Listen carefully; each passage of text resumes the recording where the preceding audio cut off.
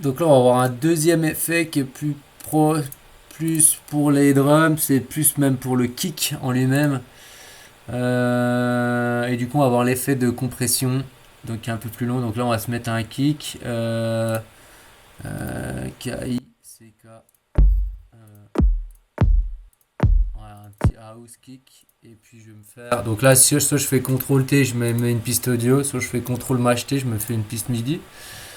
Donc piste MIDI, on va même en faire deux. Je vais te montrer un petit truc. Parce que du coup, on va aborder le compresseur. Ça va être un peu long, mais il y a pas mal de choses à voir. Là, je vais me mettre une petite basse. Ouais, vas-y, on va se mettre une basse là. Et tout en haut, si tu fais clic droit, tu as les couleurs, hein. C'est vachement important aussi pour te repérer. Et tout en haut, on va se mettre juste un petit clic. Donc ça, c'est important aussi que tu aies un truc comme ça. Mais je crois que je l'ai... Putain, moi, il est avec un K, je crois. Ah non, merde. Je l'avais pas mis dans les effets. Bon, on va aller dans la batterie. Clic, clic, clic. Cymbale. Putain.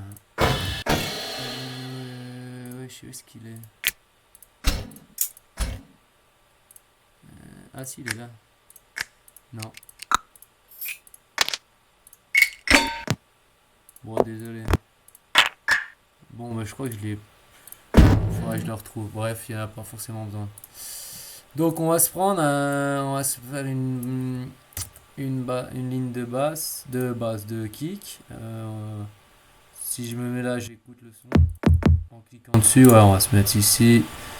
On va se mettre toutes les barres. Hop. Si j'appuie sur B, tu vois, je peux. Hop, quand je clique, ça m'apparaît les notes. J'ai pas besoin de faire double clic. Tu vois. Ouais, putain, c'est trop long là. Tac, on va se mettre tous les 1,8. Ça après, tu règles comme tu veux. Tu vois, hop, là je maintiens. Merde. Et du coup, ça me trace tout. Ça me trace tout automatiquement. Ouais, voilà, ça c'est pas mal. Donc, ce qui est important sur le kick, c'est qu'au début, tu as un son qui est brut. Donc là, soit tu le mets en classique, soit tu le mets en shot. En shot, c'est-à-dire que dès que tu vas appuyer, il va jouer toute la longueur. En classique, il va jouer la longueur de la durée de la note. Donc si tu fais une note toute courte, et bah, il va s'arrêter au début. Sinon, il va s'arrêter plus loin. Quoi. Moi, je vais me le mettre en classique normal. Et du coup, là, tu as un son brut. Et ce qui est important sur le kick, c'est de lui amener de la puissance. Comment on lui amène de la puissance? On lui met un compresseur. Un compresseur pour compresser un peu le son, pour ouais, le réduire, enfin ouais, le compresser vraiment. Et derrière, on monte le volume pour que bam, on n'ait pas l'impression qu'on ait compressé le son, mais du coup, on a donné plus de force. Donc là, tu mets ta comp, hein. Tu prends le premier compresseur, là, double clic, tu vas avoir un truc qui apparaît qui est comme ça. Donc c'est pas mal de le développer. On va voir la fonction sidechain sur la basse qui est hyper importante. Et là, bah, on va juste se concentrer pour le moment sur le kick. Donc tu as le threshold et le out, donc le son que tu vas faire ressortir.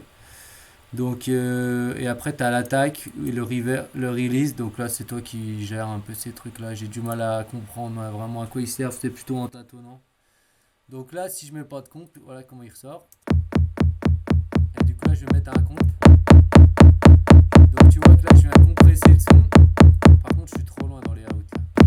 Je viens compresser le son. Donc là, je vais le compresser vraiment au max. Tu vois, le truc qui diminue. Donc après, bon, il n'y a pas besoin d'aller trop dans le fort. Et du coup, vu que je l'ai tendu à fond, on l'entend moins. Donc là, je vais monter les outs. Et là, c'est ma barre. Là. Si je monte au-dessus, tu vois, je vais saturer. Ça va être dégueulasse. Donc il faut toujours que je sois en dessous. Mais en gros, là, tu vois, mon kick, il tape beaucoup plus fort.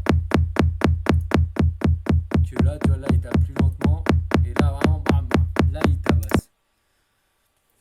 Donc là, j'ai un kick. Ensuite, on va se faire une ligne de basse. Donc, on va se foutre plutôt en 1,5. Et on va se mettre des notes de basse. Donc là, ouais, on va se faire un truc comme ça. Euh, Lui, il me plaît pas. On va le mettre plutôt en 1 quart. Il tape vachement fort. Hein, putain. On va le baisser un peu. là, ce qui est moche, c'est que ma basse, elle va taper en même temps que mon kick. La basse va taper en même temps que mon kick. Pardon. Donc là, pareil, je vais mettre un compresseur sur la basse, mais pas pour la même chose. Donc là, j'active le sidechain. Et je lui dis le sidechain, tu me le fais sur le kick. Et en gros, ça va dire, ça va dire par rapport à quel instrument je vais devoir compresser ma basse. Donc en gros, à quel moment je vais devoir la réduire. Donc en fait, je vais pas le mettre par rapport au kick, c'est une erreur. Je vais le mettre par rapport à la piste MIDI que j'ai mis au-dessus. Donc ici, je vais la mettre en send only. Merde, c'est où send only?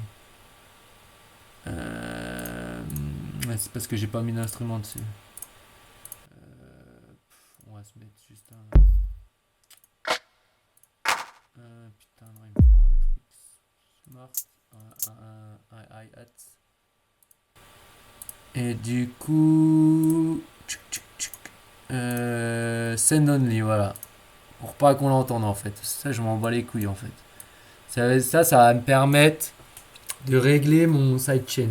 De régler ma compression par rapport à ma basse et mon kick. Donc en gros, là je vais lui mettre, on s'en fout, je vais lui mettre une longueur un peu comme je souhaite. Donc ici mon kick, je vois mon kick, tu vois, il dure 2 mesures, 2 colonnes. Donc je vais le mettre à peine moins. Je vais me mettre ici et puis je vais dupliquer. Donc en gros là en fait c'est quand cette note elle va être jouée sur cette longueur là, c'est-à-dire que ma basse elle va devoir se réduire par rapport à cette note là. Donc si je fais des notes super longues, bah, ma basse elle va mettre vraiment du temps à arriver. Si je mets des notes super courtes, ma basse va arriver plus vite quoi. Et du coup l'intérêt c'est de le régler aussi par rapport au kick. Mais le kick ce qu'on veut c'est que il est toujours la même durée, tu vois. Donc c'est pas si je veux une compression faible ou longue, je vais pas m'amuser à changer mon kick, je vais changer une piste lambda qui me permettra d'ajuster bah, voilà, ma basse par rapport à mon kick. C'est un peu compliqué mais une fois que tu as un peu été essayé, tu vas vite comprendre quoi. Donc là, je me mets ici, je vais me mettre mon sidechain par rapport à quelle piste, par rapport au hi-hat, et du coup là si je lance, donc là tu vois j'ai mis un threshold hyper bas et du coup ça va se donner cet effet d'un peu de.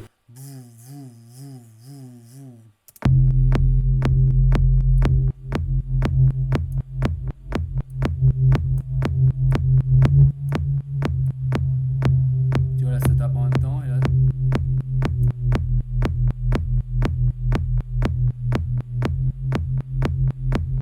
Là on sent bien qu'il y a le mouvement un peu.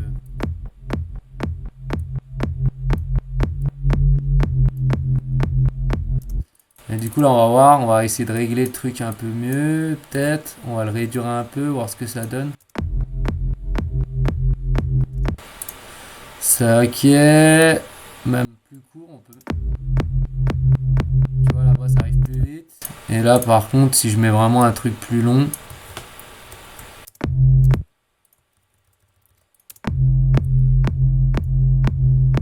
Ça il te faut un casque après parce que là ça le son de l'ordi c'est dégueulasse. Mais en gros c'est ce qui va te donner l'effet vous. Et en gros ton kick vu qu'il est grave et que ta basse elle est grave aussi, qui sont les deux au milieu et du coup sur les mêmes fréquences, s'ils tapent en même temps il y a des risques que ça sature. Donc en gros il faut toujours que ton kick tape en premier et ta basse arrive soit plus lentement, soit juste derrière. Tu vois ça tu le fais varier et c'est ce qui va te donner aussi un peu de groove. Et puis de groove, de rythmique aussi dans ton morceau quoi. Donc en gros voilà, le compresseur est hyper important pour le kick, pour tous les autres instruments si tu as besoin aussi tu mets un compresseur. Et pour faire du kick bass kick, c'est hyper important. Donc là tu sidechain sur une piste que tu envoies juste dans les retours en gros qu'on n'entend pas dans la vraie vie parce que ça nous sert à rien, c'est juste pour voilà, régler la durée des notes et derrière ajuster mon sidechain quoi. Et pareil, tu as toujours tu vois, le dry wet qui est en place. Donc voilà un peu compliqué mais hyper important le compresseur.